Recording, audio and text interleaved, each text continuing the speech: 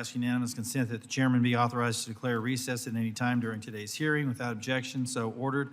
Also ask unanimous consent that members not on the subcommittee be permitted to sit with the subcommittee today at this hearing and ask questions without objection. So ordered.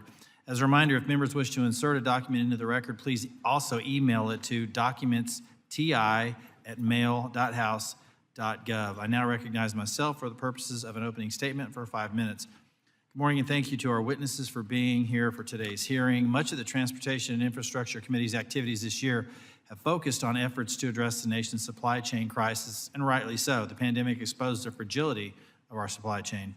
Labor shortages and shutdowns, most notably of cities, factories, and manufacturing hubs in China, as well as demand changes, decimated our logistics system and economy. And the administration has only pushed policies that have led to historic levels of inflation and sky-high gas prices, further exacerbating the supply chain problem and pain in our pocketbooks. As part of our efforts, we have received testimony and considered proposals to strengthen our supply chain, in part by addressing the unprecedented challenges facing our nation's trucking industry and truck drivers. This subcommittee understands that truck drivers are critical to our supply chain and economy as a whole. They provide the necessary connectivity between different modes of transportation, such as ships, trains, and planes. Over 8.7 million commercial motor vehicle drivers operate in the United States, traveling billions of miles each year, serving every community in our country. In fact, more than 70% of our nation's freight tonnage is moved by the trucking industry every year.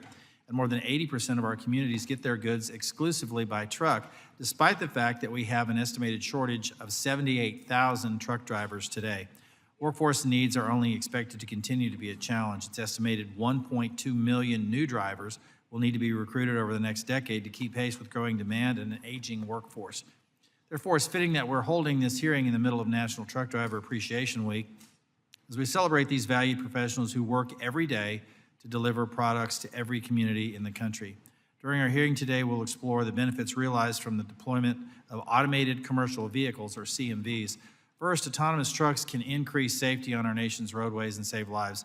The National Traffic Safety Administration estimates that 42,795 people die in all motor vehicle accidents in 2022. Despite the great progress we've made over the years incorporating safety features in all vehicles and infrastructure, strengthening traffic safety laws and reinforcing them with public and driver education, improving healthcare outcomes, traffic fatalities have not fallen below 2004's rate of 1.08 per 100 million vehicle miles traveled.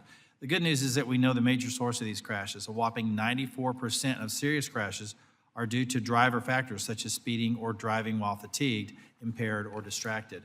AV trucks, like AV cars, help us with anticipating road dangers and mitigating or removing human error from the chain of events that lead to a crash, thereby reducing the number of accidents caused by human error.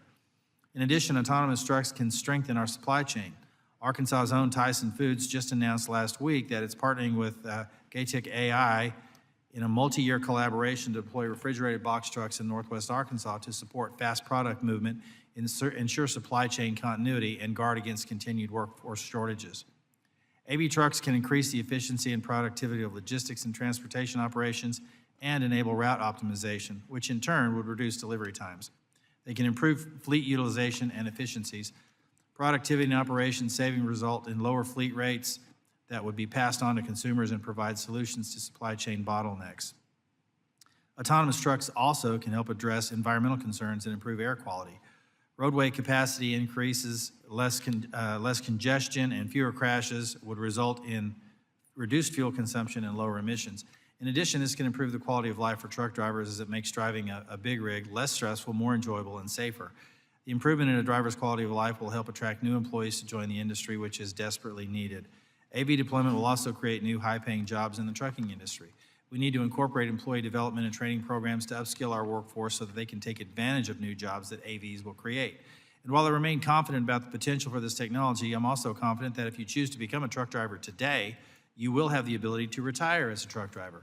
While there are many autonomous trucks operating with safety drivers on the road today in certain parts of the country, there is still a long way to go before we reach full commercial deployment. There are also some issues that need to be considered as this expensive technology is safely integrated into existing fleets. For example, we need to discuss if any rules and regulations at the federal level need to change to reflect that a driver may not always be in the cab, how trucks can continue to be safely inspected. While many have called for a federal regulatory framework, such a framework would not be only overly prescriptive, but instead create guardrails for the industry to grow with safety at the forefront. We must avoid stifling innovation as the technology develops, and striking this balance is vital for America to continue its global competitive edge in this industry. Make no mistake, the Chinese Communist Party, the biggest geopolitical threat our country faces, is moving aggressively into this space.